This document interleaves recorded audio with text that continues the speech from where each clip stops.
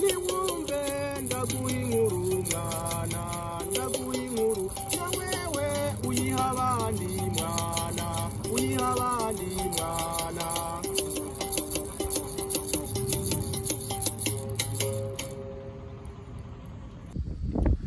Je Ntafatiro Patrice ndi niteka ntange ryo gusaba nguze twizerane twizanya ikirundi cy'abarundi.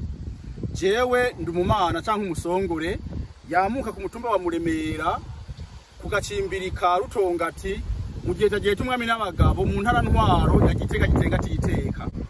Iki ni kiganiro c'85 cy'ikirundi cy'abarundi YouTube, kuko ndagira ikiganiro cy'ikirundi cy'abarundi WhatsApp. Ikiganiro c'84 ni ikiganiro nagusaba ngo hirya yejo uzoze duheze twigishanye mvuga iby'imyaka 5 iheze ikirundi cy'abarundi kibayeho.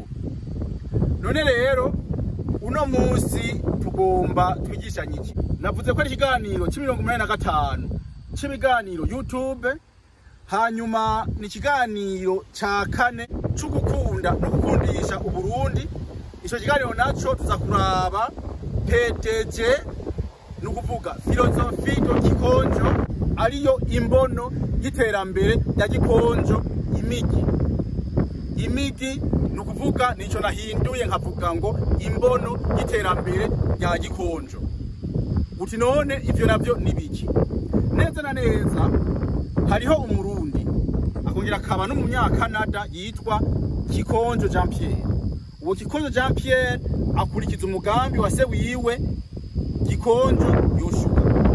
Neza na neza uwo Gikonjo Yoshua yapfutse 1918 agandagurwa mu 1972 mw'ihonyabwoko yari yigamije kumara abahutu. Ivyo sinobijako kubera severe izovyigirira.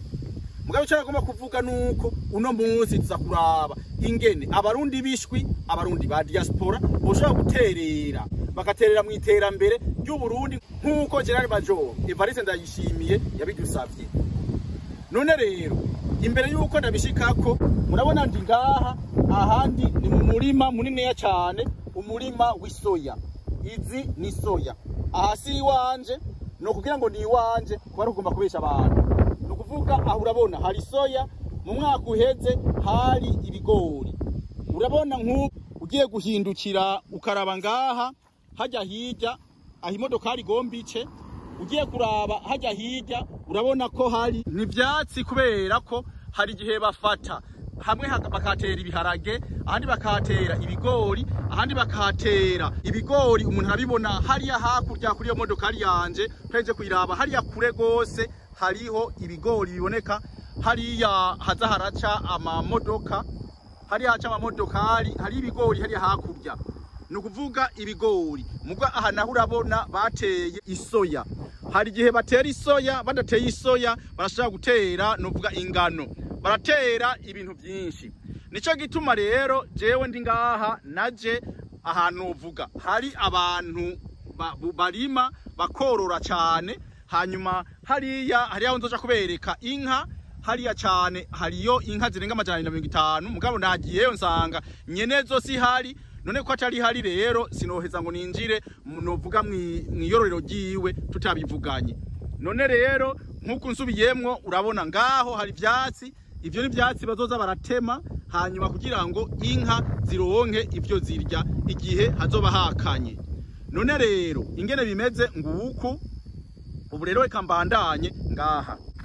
Aho rero haca mbandanye rero mvuga nti rero nukuvuga uno munsi ngomba kuvuga ivyerekeye PDG, filozofi imbono do development y'iterambere ryo Gikonjo ya Gikonjo nuko imigi.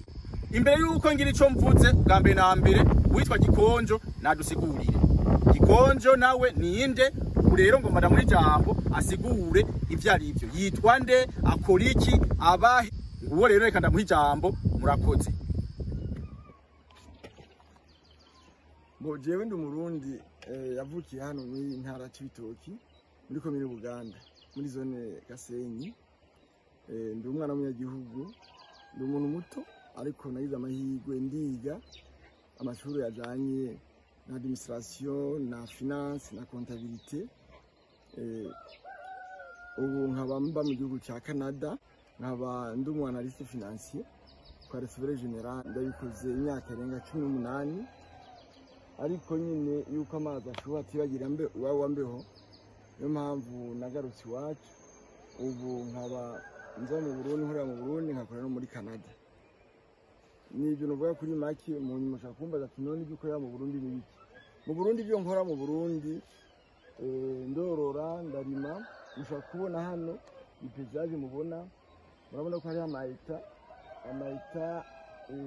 novuga 6 cyangwa 5 aho twororera amafi y'amaterapiya.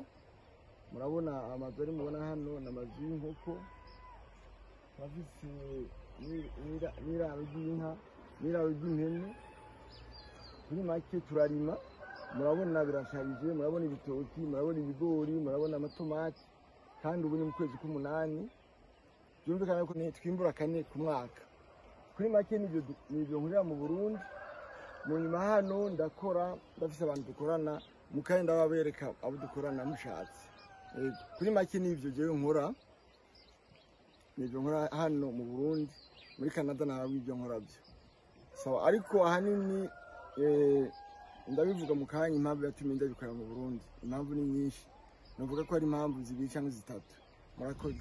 Aho rero haca mbandanya rero mvuga nti rero ni ukuvuga uno munsi ngo bakuvuga ivyerekeye PDG, philosophie imbono de développement y'iterambere ryo Gikonjo ya Gikonjo, nuko imigi. None rero iryo terambere rimeze gute? Iyo philosophie de développement ryo Gikonjo canke imigi ni iki?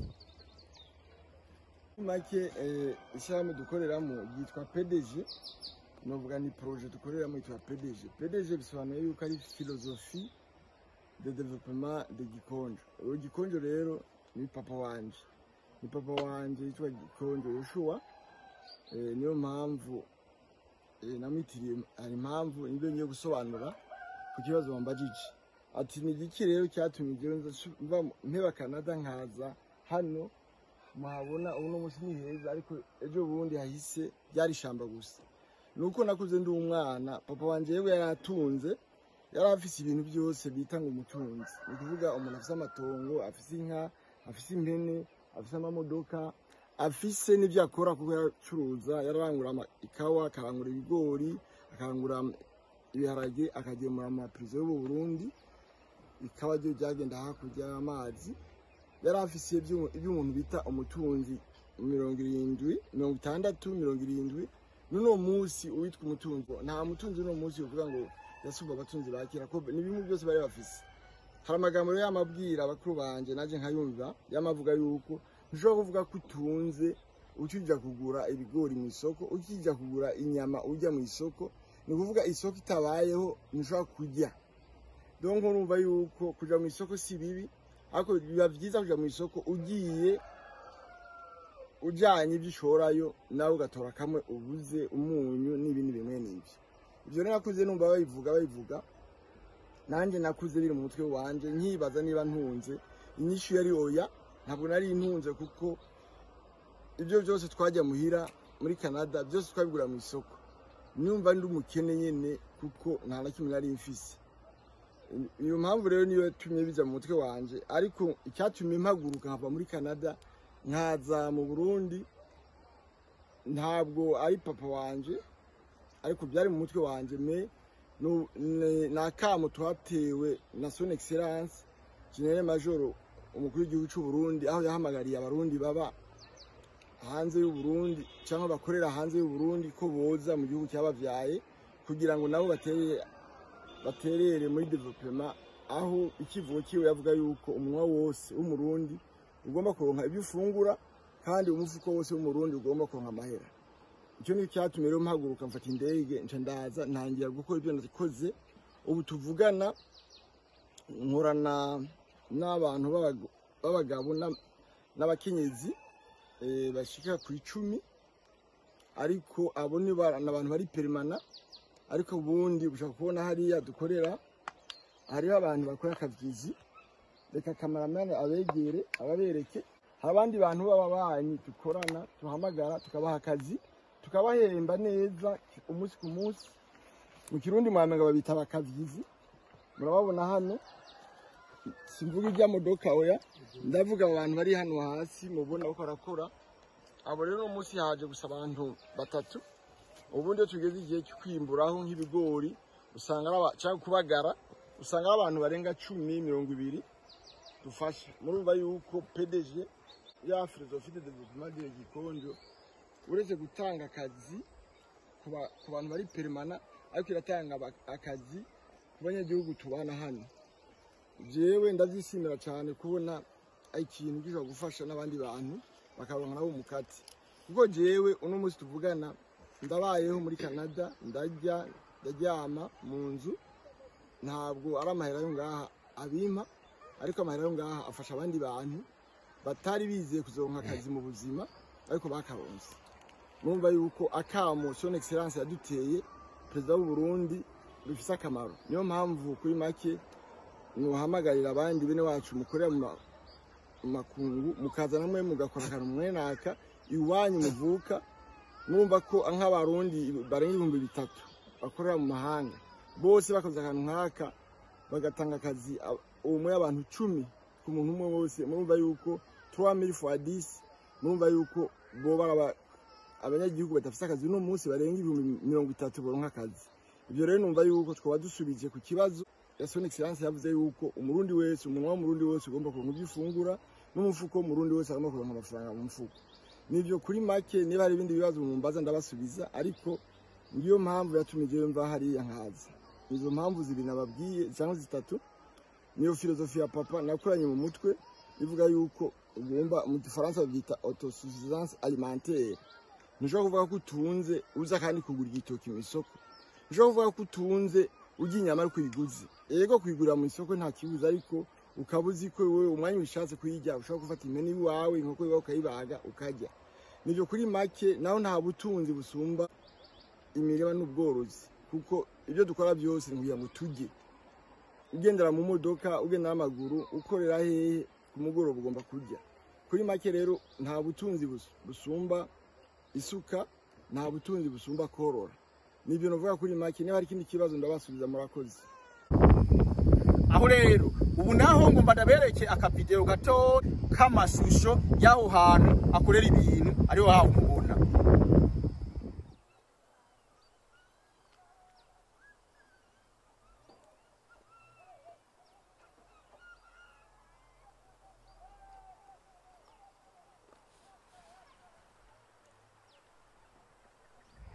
aho rero murumvise ibyo Gikonjo ahejeje kudusigurira avuga se wiwe avuga PDG icarico arico jewe nise imigi none ibyo byose bikogwa gute none borora iki ubureka banza tubwire ingene borora impene n'inka nivyo gomba tubwire navyo ni mu birabe nkuko nayo babwiye yuko muri projet PDG turora inkoko amafi impene n'inka izi ni zimwe mu mpene tworoye murazibona mu nyuma murabona n'inka ziya nka mubona hariya ni zimwe mu nka tworoye izindi nazo ziri kure nimushaka kuzibona ego reka mukanya turabereka n'inkoko turabereka n'amafi tworoye murakoze cyane gose impene mu mpene tworoye hano murabona ko zimeze neza zifise naho zirisha Nevuga twebwe ryategeko risaba ko ibikoko mu Burundi impene n'inka ziguma ziri mu iraro cyangwa ziri mu mazu bazigaburiramo twebwe tumeze neza kuko uyu musozi mubona ni wacu nevuga impene ziwacu zizoguma zirisha hano murabona ko dufise na clôture turafise clôture impene zacu ntizisohoka zigumamo n'inka zacu nevuga twebwe tumaze kudeja gukurikiza itegeko rizotangira mu kw'icumi murabona ko twe dufise avance par rapport y'abandi sawa rero mukanya ndabereka inka abwiye yuko torora n'inka iyi ni inka mu nka tworoye yo yanyegereye izindi zo zirutse yego iyi murayibona ko imeze neza kandi iri libre hano. Dufise urugo runiniya rero zitemberamo indani. Reka ndabereke n'iyindi nka hano iri hafi. Izindi ndabona zagiye kure kuko ziri muri clôture niniya, ziratembera zikagaburirwa mu nzu, zigiye mu nzu, ariko nyene zirabuja cane gose. Ndayihamagaye, murabona ko iciye yiruka.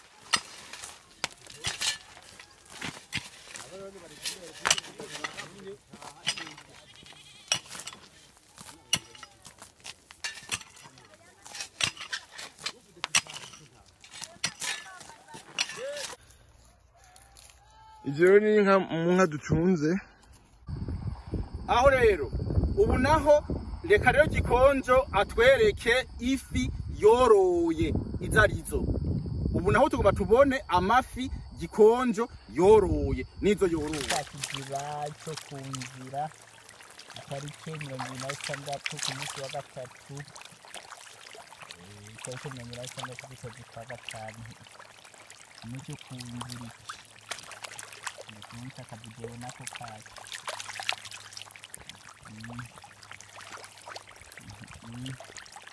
Nicyo kunzira itariki 26 ku kwa gatanu 2020. Ku mugoroba isaa 10:00.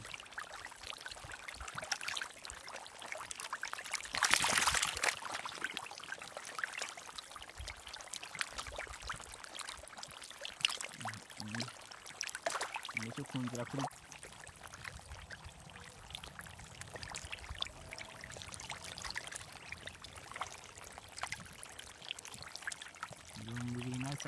kwa gatanu 2020. Nicyo kunzira. Ubu naho ico ngomba ndabereke ingene Gikonjo yorora inkoko, hanyuma izo nkoko zikagaburirwa novuga ivyatsi, zikagaburirwa intete, hanyuma izo nkoko nazo zikaja zigaburira ifi nazo zikazigaburira abantu. Nivyo mugomba mubone, nivyo kandi agomba dusigurire ingene bigenda ahantu. Akamuna kuze kamariki aka. Ego. Akurabona inkoko zira hejuru. Ego. Ambo amatotori zitazi yata hasi. Kugira ikora ry'amatotori tugende kuyagaburira ifi. Ego. Ry'amatotori acha. None ko mbona ubu koko basani ko bukiri buto bumaze nk'ibyumweru bingahe? Ubu. Ego. Ubu buramaze nk'ukwezi, urabona yuko bukuru. Nk'ukwezi. Ego. Ukuvuga aha niho muhitiza ubuswi bukivuka rero. Hano twakirira imiswi. Ego. Imiswi tukaca tuyakirira aha. Ego. Tugende ndakwereke n'ibindi duheruka kwakira iri ngaha. Ego. Aha rero turi ni mu nzu imwe mu nzu zitandatu dufise ziri hejuru y'amazi, turoreramo inkoko. Iyi systeme inkoko turazigaburira nazo zikagaburira amafi. Niyo mpamvu usanga amafi iwacu ari meza kandi aryoshe, nuko tuzigaburira amasereyale tukagira n'amatotoro y'inkoko. Ni systeme universelle, bizwi yuko amatotoro y'inkoko ni ifumbire, ni engrais naturel ku bitungwa nk'amafi ariko n'imirima. Yego, ni inzu imwe mu mazu rero ari hejuru y'amazi. Tutunze inkoko hejuru y'amazi, tukagira n'izindi nkoko ziri urusi. Reka ndabereke iyo nzu yayo inyuma, hano dukorera indya z'amafi n'inkoko. Reka ndabereke rero ayo mazu ari hejuru y'ibiyaga. Murabona rero aya mazu ari hejuru y'ibiyaga. Aha mu biyaga harimo amafi, ndabereka mu kanya. Nariya murabibona n'indi nzu iri hejuru y'ikiyaga. Yego. Reka ndabereke n'indi nzu iri hejuru y'ikiyaga. Ni zimwe mu nzu zirindwi dufise ziri hejuru y'ibiyaga. Tukagira n'izindi nzu z'amafi ziri kuri urusi. Yego, murazibona rero. Nizo sinko muzibona neza ko nizo. Kandi murazoraba na Gikonjo, kwa Gikonjo hariho amatara. Nukuvuga hari gihe hakanya, yo hakanya rero ubuswi ko budafise inkoko ibundikira kugira ngo habe hashushe, nivyo by'amatara mukava mubona. nivyo navyo ni mu birabe. Nyamwe wavuze ko naho nyine mwakira ubuswi twakiriraho ubuswi bukivuka bukivuka bugakurira hano yego cyane buva hano bumaze amezi angahe ambo ubu bumaze nk'amezi angahe 3 yego twakubujyana cyangwa bukaja ku kiyaga bukaja hejuru y'amafi yego cyangwa mukajyana muri yanzu nabona y'irusi yego bonga tugaburira ifi yego bafite amahoteli nko mu kidusaba kuzirimira n'inya z'ubuswi yego ininga z'ubuswi ambo imirima dupomba dufite aya n'amapombo koresha ayo n'amapombo ndabona mwikwijije ndabona mufite mashini yitwa King Max ikora iki iyi mashini yego turarima no muci hama tugashyira amazi tugashyira umupira mu ruzi hama tukaduza amazi n'imoteri tukaja dutangura kuvomera ibiterwa kugira bimererwe neza hama tugaburire bya bizima buzima bwacu ubwo butunzi kaha ifi zikafungura n'inkobo kugira ntizicwe n'iki n'inzara tukarima isoya ibigori tunosoro na koto tukaja tuvanga indugu sondo maisi sondo bre kugira inkoko zifungure neza zigumana ubuzima bwiza cyane yego ndagushimiye kubona utanze ibisobanuro ibyo mukora hano ndabona mufite ibintu byose ndabona mufite n'amatara hano amapana ariho n'amapaswari turafite tuvomeza ibintu inyuze igihe twafumbiye imbuto ingemwe yego tukavomera kugira izo mbuto zikure hama twashobora kuzigira amatara nayo adufasha umwanya ubukoko bushobora kuba hari imbeho kugira buronke ubushuhe mbona mufite amampuru hano amampuru ariho cyane saba ndabashimira ku mutima kubona mwatwishuye Kikonjo rero twayaze Kikonjo twavuganye ubu je ngaha muri Canada twavuganye ndamubaza nti none we kufise abantu barenga 10 ukoresha misi yose batondi wawe kuva kuwa mbere kuja kuwa gatanu none ubahemba amahera ngana gute yambwiye ko amafaranga iyo PDG iyo migi yishikana muri commune Buganda uko ukwezi gutashe ni miliyoni 2 n'igice imiliyoni 2 n'igice z'amafaranga yinjira mu mifuko y'abantu baba muri Buganda abakozi nabo bijya yitamwa kavyigi abandi bavyita kumbure gikonkwano abandi bakavyita ibindi mugabo twe iwacu tuvyita gikonkwano mugabo we bavyita kavyizi ivyo ntaco yo singorane rero abo bantu baca bahembwa ibihumbi amajana ndwi bahembwa ibihumbi amajana ndwi nukuvuga ko mu yandi majambo amafaranga umuryango wa Gikonjo winjiza muri commune Buganda ni miliyoni 3 n'amajana 4 imiliyoni 3 n'ibihumbi amajana 4 niyo mafaranga y'amarundi yinjira muri commune ya Buganda tutaharuye kumbure nyoko kagurisha tutaharuye ifi aroba tutaharuye ibiki nibiki aho muramaze kumva ko mnavuze nti Gikonjo Yoshua hanyuma na Kikonjo hariho Kikonjo muhungu wiwe nawe seni Gikonjo igikonjo rero ni iki nico Gikonjo kuva ngaha gushika haa iki nico bihita igikonjo mugabe igikonjo kigizwe n'ibihimba bibiri hariho mu minwe niko no uvuga mu minwe n'igikonjo igikonjo rero ni ngaha bakubaje bati igikonjo ni giki igikonjo no kuva ngaha gushika ngaha nico bita igikonjo kuko hacatangura intoke nukuvuga rero ikintu bita igikonjo kigizwe n'ibihimba bitatu hariho ubwa mbere na mbere igikonjo kuva ngaha gushika ngaha hakacabamwo intoke hakacabamwo kandi n'iminwe nico kintu bita igikonjo iki ni igikonjo nukuvuga cyose hamwe n'igikonjo mugabo hariho iminwe mu minwe hanyuma igikonjo gushika ngaha n'intoke gushika ngaha igikonjo rero nukuvuga ko aba ari umuntu afise umutima mwiza atanga n'ibigaburo mu yandi majambo bomwitiriye bigaburo mu yandi majambo bogize bati uyu muntu n'ibigaburo aratanga nuko niko bigenda sinari kugira ntakavuze akantu kajanye n'ikirundi wewe rero wari kuranyumviriza urakaramba urakagwira urakahora ku ngoma uragateba gutanga naje ntebe guturikisha urakagira impundu n'impuzu urakagira ibanga n'ibango ubangiramwo imbuto ikibirenge byose uragakunda barundi uragakunda uburundi uragakunda amategeko y'ikirundi uragakunda n'ikirundi ngo ugo rurimi ruve mu ndimi nukuvuga ruve mu ndimi zose haba rudugagire rushike hejuru cyane. Nivyo rero nari nkeneye kukubwira rero mwiza wanje. Ico wamenya ni iki nuko ko nkuko ndakwigishije nawe nabicukoze. Vyo ndahwanditse sabone kugira ngo igihe cyose nkoze ibintu zoca ubimenya. Vyo ndakora ku gakengeri kugira ngo ndungize iganiro misi yose hazocyaba gakengeri kugira ngo dindi ucuvyumva nawe. Hanyuma sabikanya kubera ikintu nikimenywe n'abandi benshi. Hanyuma ubwa kane nutime kubera nabikoze ntabwiza kubikora none shima. Ubwa gatanu nunyandikire kuri icabarundi akabehegema ira kabungu kome unterere canke ukira amazina.